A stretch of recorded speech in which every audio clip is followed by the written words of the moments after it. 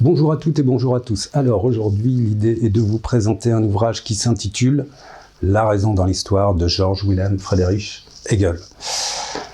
Toujours en relation avec la tripartition, le ternaire. Le contexte concernant cet ouvrage, c'est qu'il a été rédigé il y a 200 ans. Et il y a 200 ans, il y a eu un événement qui n'est autre que la Révolution française. Hegel nous dit toutefois, en tant que philosophe allemand, que le philosophe arrive toujours après la bataille. Mais il va quand même faire l'effort d'analyser, en fait, presque à chaud, la Révolution française sous la forme, en fait, de son aboutissement. Son aboutissement, c'est bien la libération du peuple français. Et l'aboutissement, ça serait bien, si on se réfère à un concept, ça serait la liberté. Et donc, il va nous parler de liberté au sein de cet ouvrage. Toutefois, ce concept n'apparaît pas tout de suite. Il va d'abord, au sein de cet ouvrage, questionner l'histoire. Il va questionner l'histoire, et ce, depuis le début de l'humanité. Alors, il y a 200 ans, Hegel n'avait pas les informations qu'on a aujourd'hui. Donc, cette histoire est aussi linéaire. Et cette histoire va concerner aussi un point de vue philosophique, c'est-à-dire que ce sont les sciences philosophiques qui vont interroger l'histoire, a priori, de l'humanité.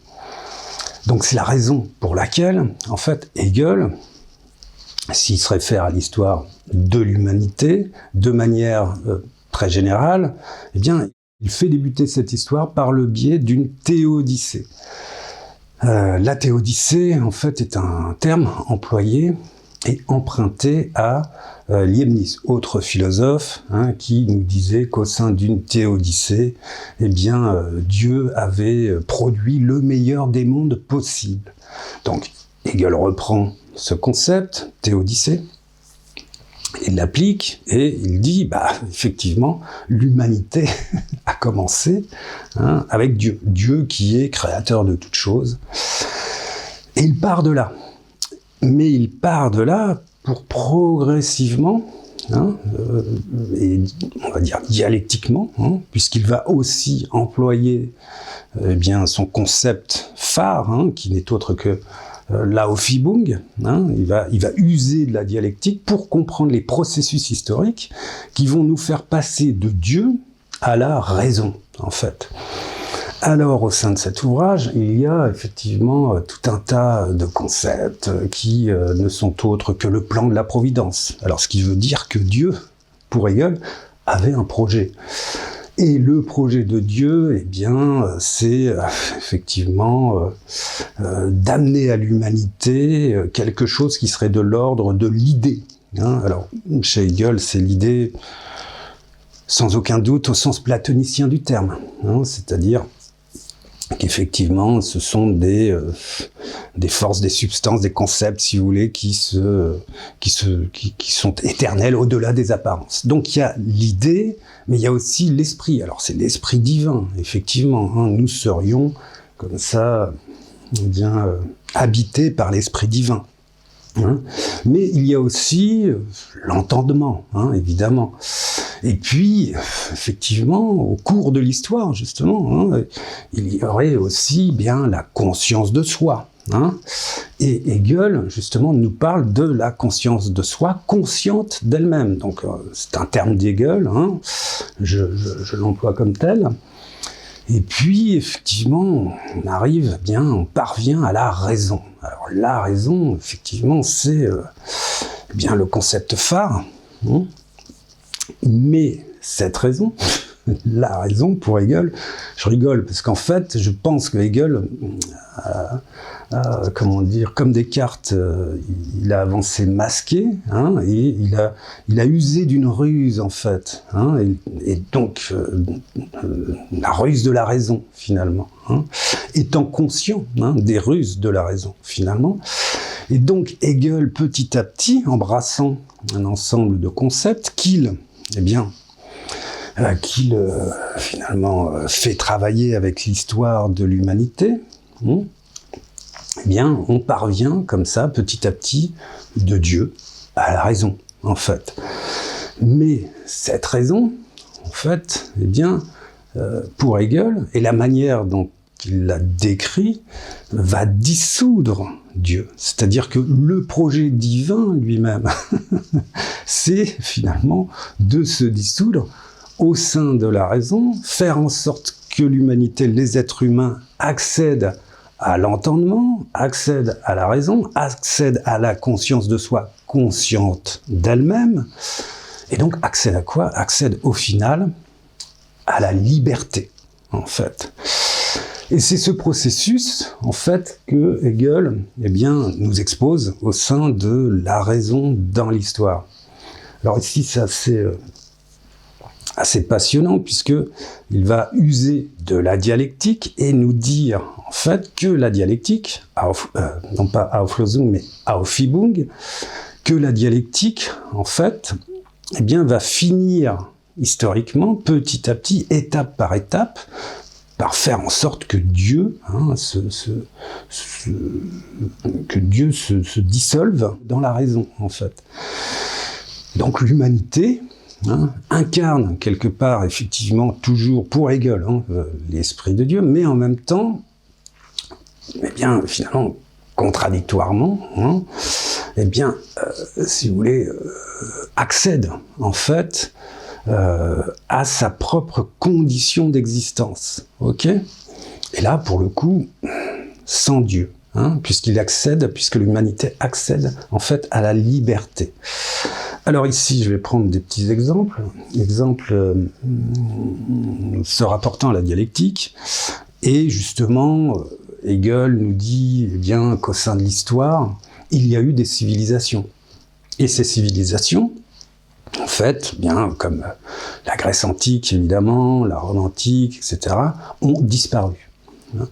Donc, ces civilisations se sont éteintes, alors pour telle ou telle raison, mais en tout cas, elles ont disparu. Et pour quelle raison, Et Hegel nous dit qu'effectivement, la raison est dialectique. Il y a une structure comme ça, qui travaille l'histoire, et cette structure, c'est qu'à un moment donné, il va y avoir une disparition, qu'on pourrait appeler une suppression, comme ça, d'une civilisation.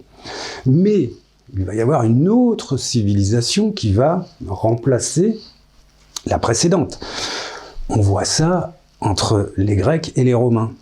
Et les Romains conservent quelque chose, en fait, eh bien, de la civilisation grecque. On est d'accord. Donc, quand il observe ça, Hegel, il dit, eh bien, il y a quoi? Il y a dialectique, il y a suppression d'un côté, mais conservation de l'autre. Mais il y a aussi, alors un troisième terme, que certains appellent dépassement, et ceci, d'ailleurs, se fait simultanément, au sein de la suppression, conservation, dépassement, et que moi j'appelle plutôt création, au sein, on va dire, de l'apogée de la civilisation romaine. Eh bien, on peut dire qu'il y a eu un dépassement et une création, en fait, et notamment la création du droit romain, par exemple. Et on verra ça ensuite avec les chrétiens, la civilisation romaine disparaît, il y a des cadences, et tout à coup, c'est la chrétienté qui arrive là. Et cette chrétienté, effectivement, va conserver le droit romain, en fait, ou quelques éléments du droit romain. Et donc, c'est cette mécanique, en fait, qu'Hegel nous explique. Et j'en ai un petit peu parlé, d'ailleurs, dans la deuxième intervention, dans une des interventions, justement. Et cette mécanique, en fait, eh bien, elle est, on pourrait dire, universelle.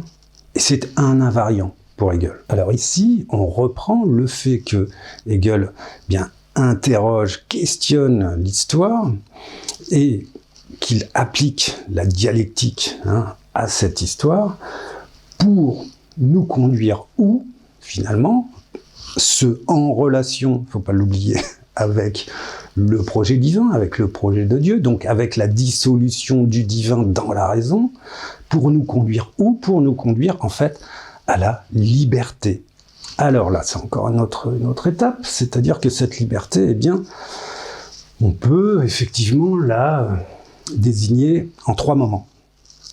Il y a 3 moments dans la liberté, et le premier moment, effectivement, concerne la libération des corps.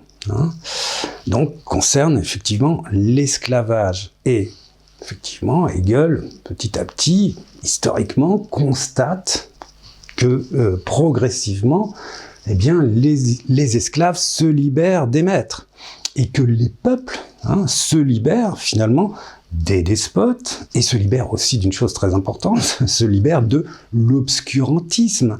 L'obscurantisme, c'est quoi pour Hegel ? L'obscurantisme, ce sont les religions. Donc les religions ont bien quelque chose à voir avec Dieu, et ça serait d'ailleurs le projet de Dieu, que les hommes, les femmes puissent se libérer de l'obscurantisme.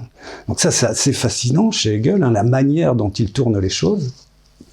Et effectivement, la première chose, c'est la libération des corps. Alors je place ça ici, toujours, là on est sur le pathos, et la libération de l'esclavage, du servage, etc., etc. Et donc il y a cette première idée, toujours avec cette mécanique dialectique, et le fait que on accède à la liberté. Mais ensuite, il y a effectivement cette idée d'obscurantisme, et donc se libérer de l'obscurantisme, c'est, pour Hegel, prendre conscience de soi.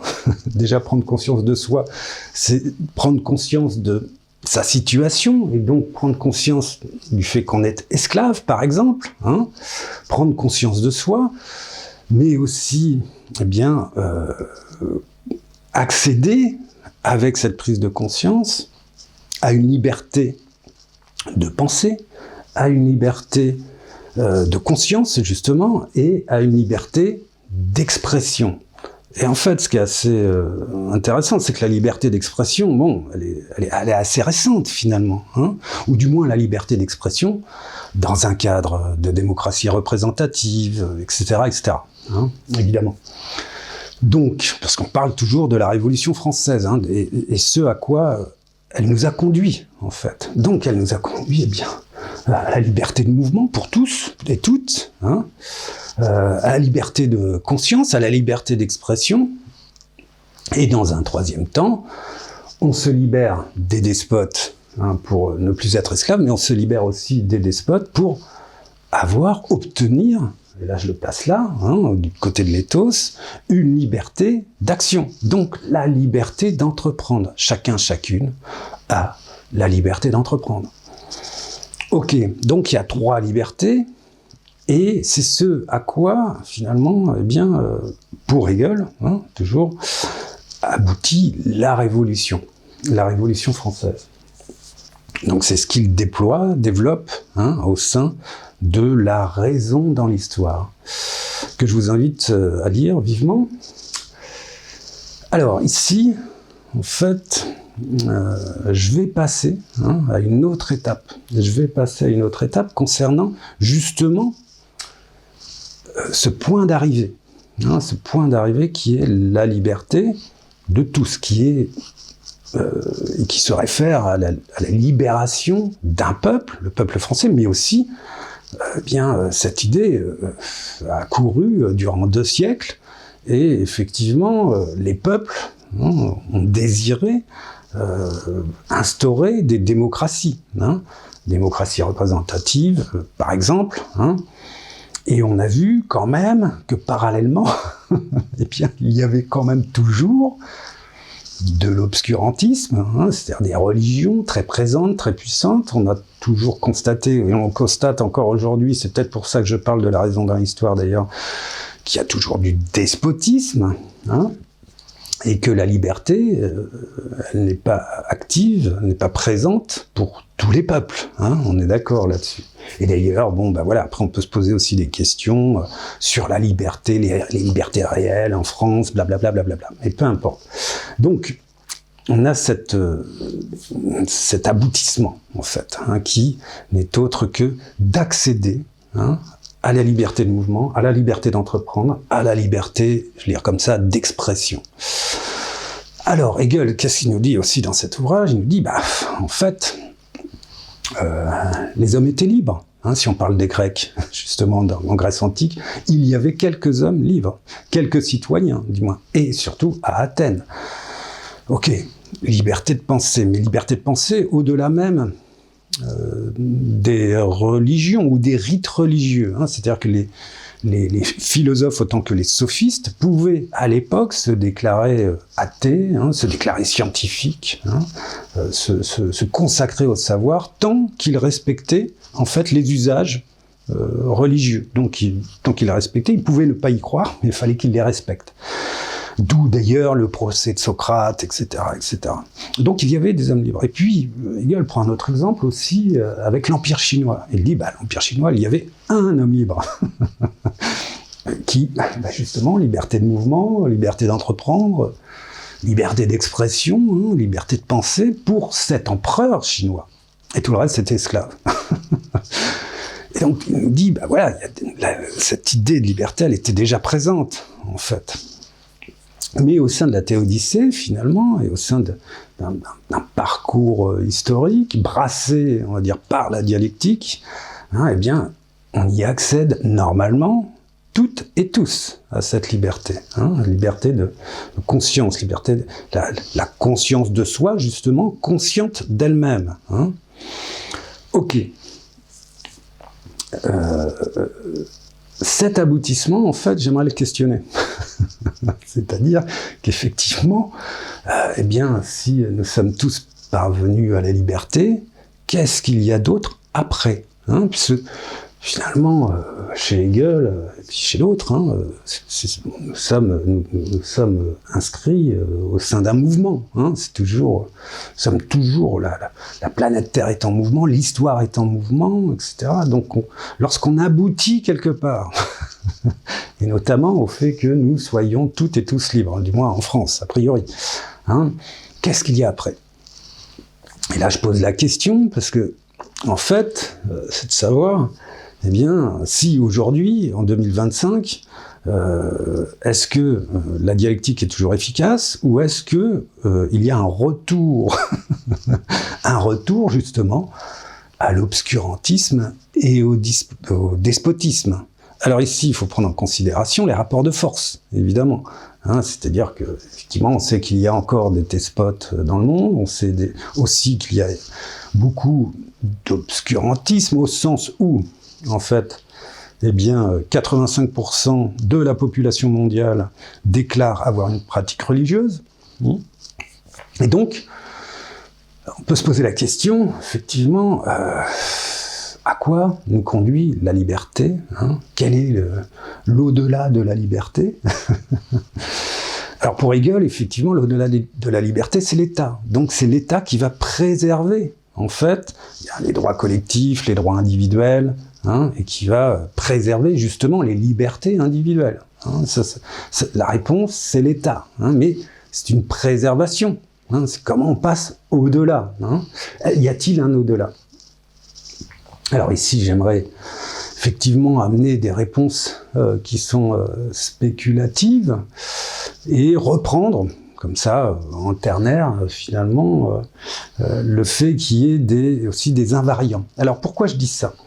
Je dis ça parce que, en fait, effectivement, je vous ai dit au départ que pour Hegel, l'histoire était linéaire et qu'il y avait une histoire universelle. Hein, et cette histoire, effectivement, concernait tous les hommes et toutes les femmes, et que justement la liberté concernait toutes les femmes et tous les hommes. C'était une affirmation universelle. Alors, ici, effectivement, aujourd'hui, et depuis une quarantaine d'années, on pourrait dire qu'il y a des histoires, mais qui sont plus traitées sous l'angle du particularisme. Alors, quand je dis ça, je vais aller très vite, mais ce sont des histoires tout à fait légitimes, hein, mais par exemple, il y a l'histoire du féminisme, hein, il y a l'histoire de la colonisation et donc de la décolonisation, hein, et ce sont en fait des particularismes. Hein, et ces particularismes s'opposent effectivement à une histoire, à une version de l'histoire universelle.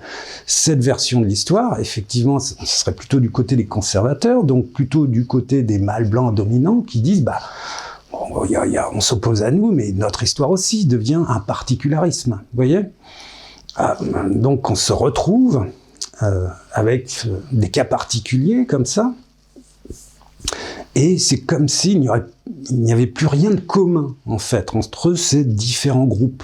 Alors, évidemment, ce sont des groupes politiques, ce sont des militantes, militants qui s'affrontent, et on pourrait dire que c'est comme ça des groupes entre les conservateurs d'un côté, les progressistes de l'autre, et comme on le dit, alors pas beaucoup à la télé, mais sur Internet ou parfois à la radio, eh bien, ces groupes sont polarisés. Il n'y a plus aucune entente possible. Il n'y a que les rapports de force.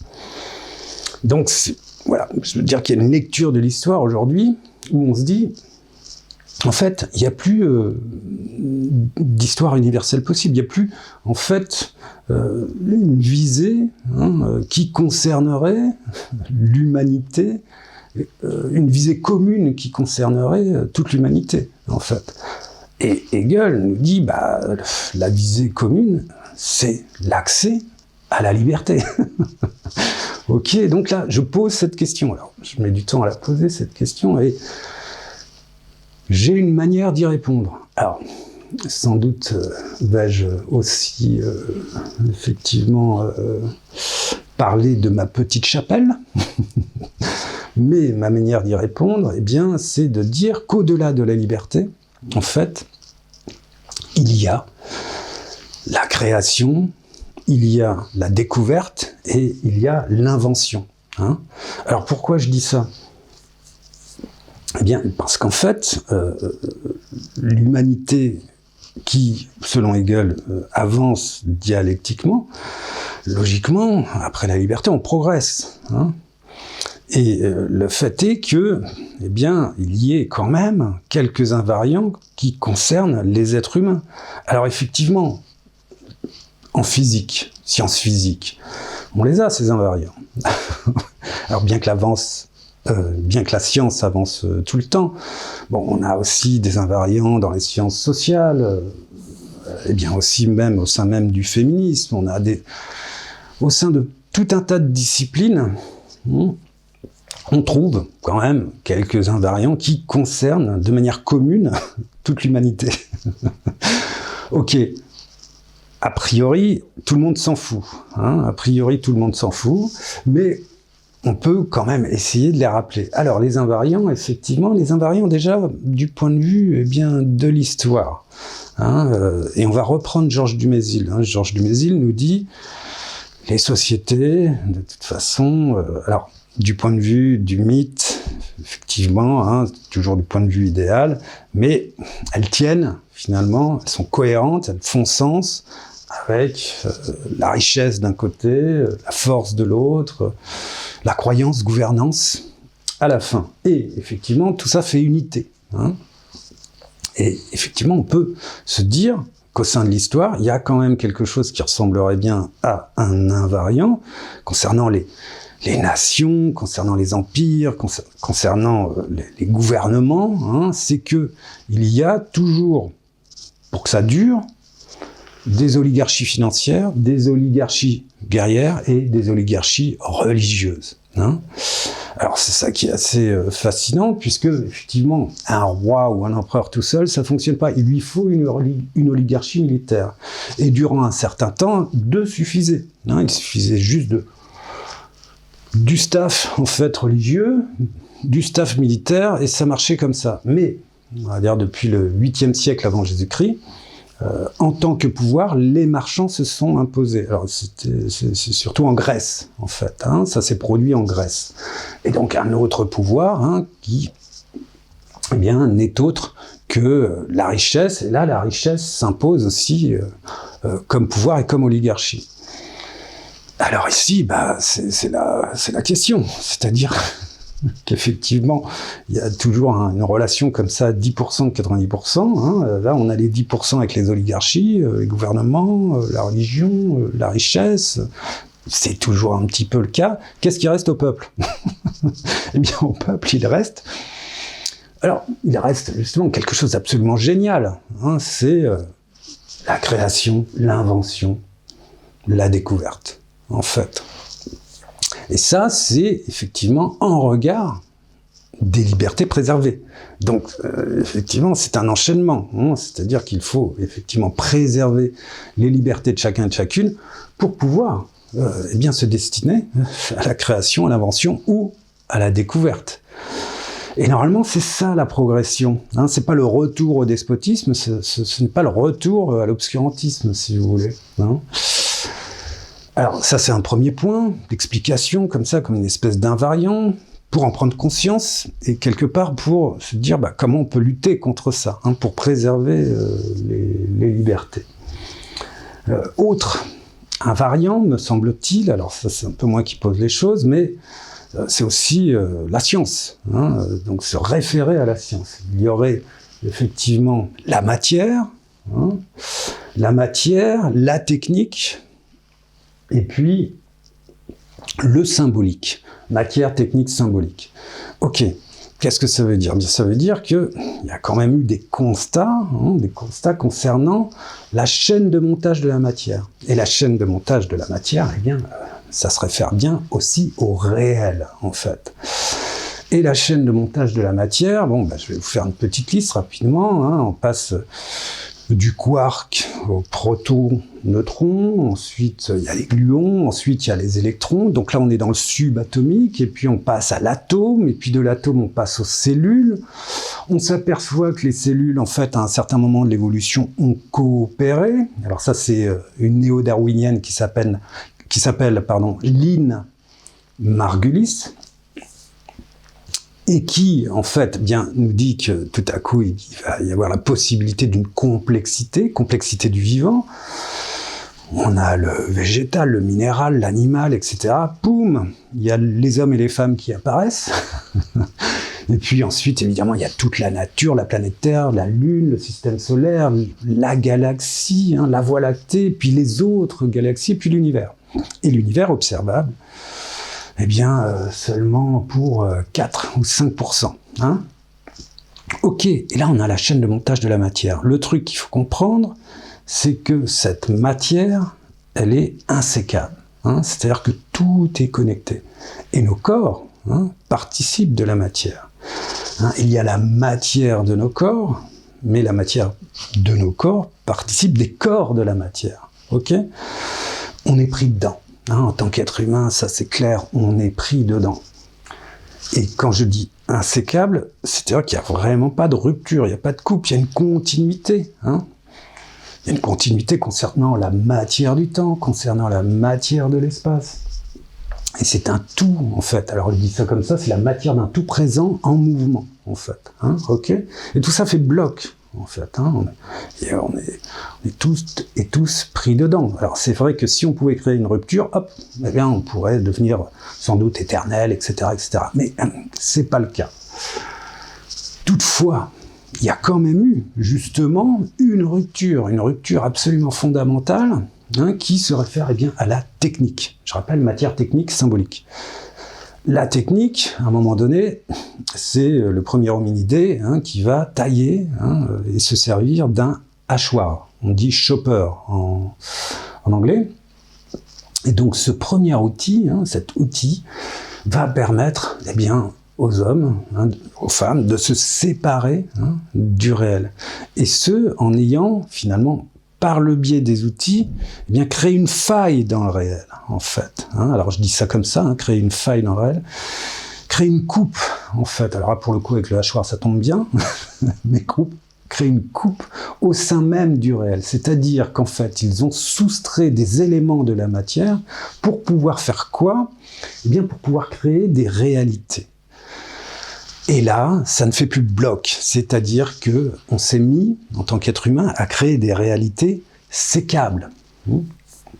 Et d'une manière, mais complètement déliante, extraordinaire. En termes de technique, aujourd'hui, la production technique, l'invention technique est extraordinaire. Mais on l'a renforcée aussi on a renforcé ces créations, eh bien, avec le symbolique. Alors le symbolique, c'est en gros, il y a 45 000 ans, on le situe là, hein, puisqu'on n'a pas de possibilité d'aller plus loin. Mais en tout cas, le symbolique va faire en sorte que ce qu'on crée comme réalité, les objets soustraits à la matière, hein, ces objets, en fait, eh bien, on va les nommer, et en les nommant, qu'est-ce qu'on va dire, qu'est-ce qu'on va se dire? On va renforcer, en fait, cet objet en tant que quoi? En tant qu'unité. Hein? Et donc, on ne va pas cesser de créer des unités, et on ne va pas cesser de créer des réalités qui n'ont rien à voir, qui ont tout à voir avec le réel, au sens où nos réalités techniques, eh bien, ce sont la plupart du temps des imitations, hein, du réel, des imitations de la nature notamment, pour pouvoir créer des réalités techniques. Mais nous, notre force, ou notre drame, je ne sais pas, c'est, eh bien, de pouvoir créer des unités sécables, en fait. Et en créant ces unités sécables, unités techniques qui se réfèrent autant, eh bien, aux objets concrets qu'au langage, qui est aussi un objet concret d'ailleurs. Et d'ailleurs, pour Hegel, le concept est très concret. Hein, et ces réalités-là, en fait, eh bien, nous permettent de faire des agencements, en fait, entre unités, entre objets. Et donc de créer encore plus, de découvrir encore plus, hein, d'inventer plus encore. Quand je vous dis ça, effectivement, c'est sans doute un petit peu flou, mais en fait, ça l'est pas. Hein, ça l'est pas. C'est-à-dire que nous sommes entourés de réalités techniques. Hein, c'est-à-dire qu'effectivement, là, je peux vous dire le tableau, là, je peux vous dire la caméra, mais je peux diviser encore. Hein, je peux dire, il y a l'objectif, il y a l'écran, il y a la prise électrique, etc. Donc, on n'arrête pas, en fait, de créer des unités, des objets sécables, en fait. Et ça a une comment dire, eh bien, ça a une importance, une très grande importance. Pourquoi? Eh bien, en fait, ce qu'on produit avec les objets, on le produit aussi sur soi-même. C'est-à-dire que nous-mêmes, nous saisissons en tant qu'objet. Alors ça, il faut aller voir du côté de Lacan, qui, on va dire, de manière plus scientifique, hein, parce que Hegel nous le dit déjà, hein, il nous dit déjà qu'on se saisit en tant qu'objet, qu'on a un moi, hein, et donc une conscience de soi, consciente d'elle-même, si vous voulez. Mais bon, Lacan nous dit, bien, avec le stade du miroir, hein, il nous prouve finalement qu'en tant qu'individu, on se saisit aussi en tant qu'objet. On saisit notre corps comme une unité, justement. Donc tout ça, ça a des implications au sens où, eh bien, ceci nous met en retrait du réel. Hein. Et ce retrait est absolument fondamental, puisqu'il va, effectivement, au cours du temps, alors là, je pourrais le faire à la Hegel, hein, au cours du temps, il va créer, eh bien, ce qu'on appelle une humanité. Et cette humanité, concrètement, hein, elle a lieu, elle émerge, en fait. Et d'ailleurs, elle ne fait qu'émerger. Hein, nous sommes aux prémices, à mon avis, de l'humanité. Elle émerge, eh bien, par la technique et par le symbolique, en fait. Et c'est ce qui nous réunit en tant qu'humanité. Hein. Toutefois, du point de vue de la matière, la matière de nos corps, eh bien, participe des corps de la matière. Hein. Toutefois, l'humanité est là, et c'est ça qui est assez génial avec Hegel. Alors on va passer à un autre stade encore, hein, puisque Hegel nous dit que le réel est rationnel, et que le rationnel est réel.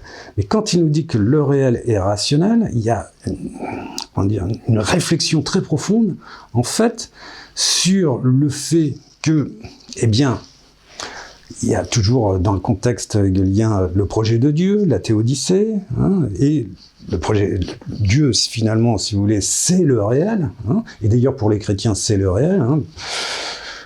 Quand ils mourront, eh bien, ils iront rejoindre justement le réel qui n'est autre que le paradis ou Dieu, hein, si vous voulez. Donc, Hegel est tout à fait cohérent.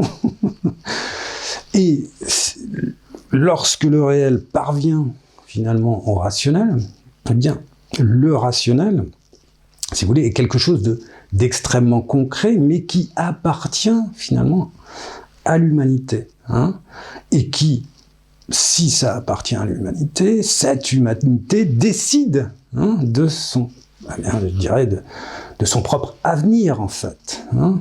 Et son propre avenir, notamment, hein, d'un point de vue collectif, c'est la liberté de mouvement, d'action, de pensée, hein, si vous voulez, pour chacun et chacune, en fait. Hein. Et Hegel, là-dessus, est assez puissant. Alors, je vais malheureusement pas vous faire toute la démonstration, qui risque un peu d'être confuse et compliquée. En tout cas, on passe du réel au rationnel.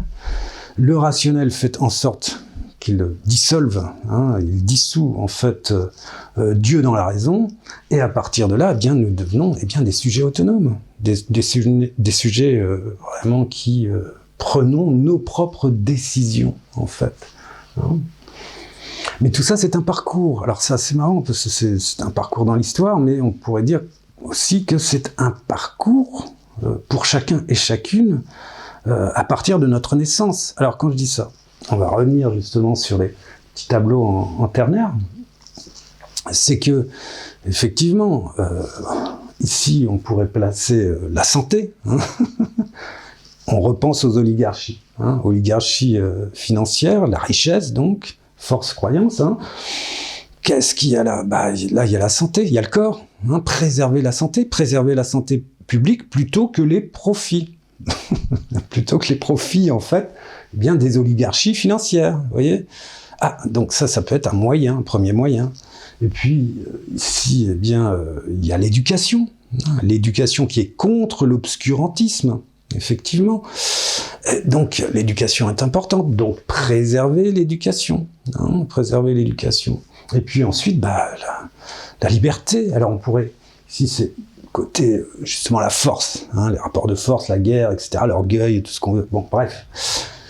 Ici, on pourrait se dire, c'est la paix. Non, c'est la liberté, ici, la liberté d'action, hein, pour chacun, chacune, et comment on la préserve, pour chacun et chacune, en fait. Et donc, la liberté, hein, c'est pas la paix contre la guerre, c'est la liberté contre la guerre. En fait, il faut changer de perspective à ce niveau-là, je crois. Hein. Liberté contre la guerre. Donc, privilégier la santé publique, si possible, la liberté individuelle, si possible, et effectivement l'éducation, hein, pour sortir de l'obscurantisme, et effectivement ici pour, ne plus être soumis aux despotes, en fait, hein, quelques despotes qui sont encore bien présents sur cette planète.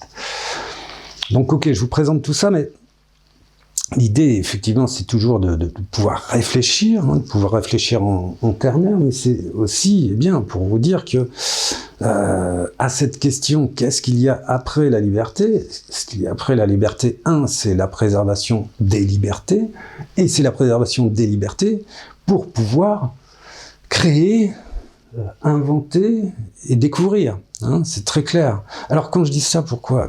Je le relie justement à la création de réalités techniques, hein, se cheviller au symbolique et dire que ça, finalement, création, découverte, invention, c'est l'humanité.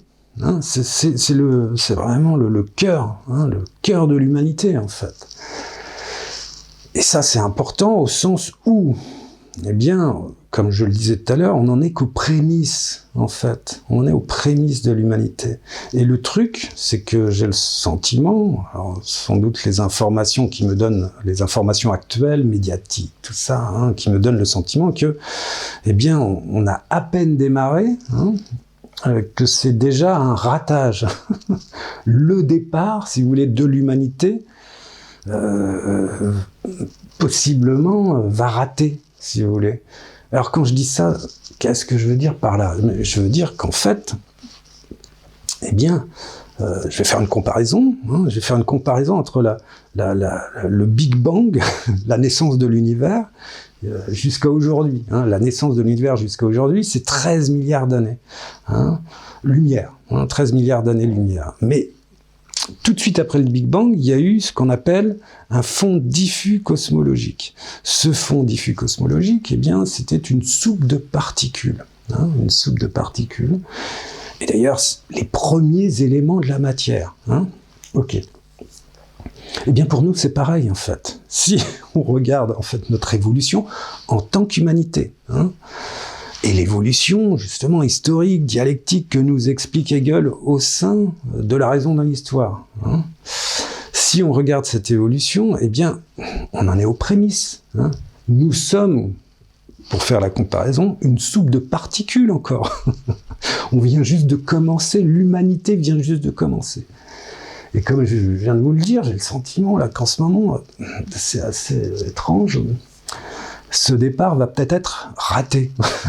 Alors raté autant du point de vue d'ailleurs du dérèglement climatique, mais que du point de vue du retour du despotisme, retour massif de l'obscurantisme, bien que les deux n'aient jamais complètement disparu, en fait.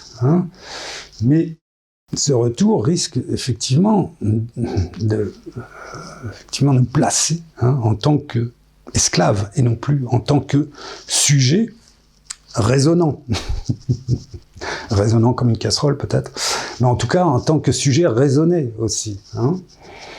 Donc voilà, je vais finir là et je vous invite effectivement à relire ou à lire La raison dans l'histoire de Georg Wilhelm Friedrich Hegel.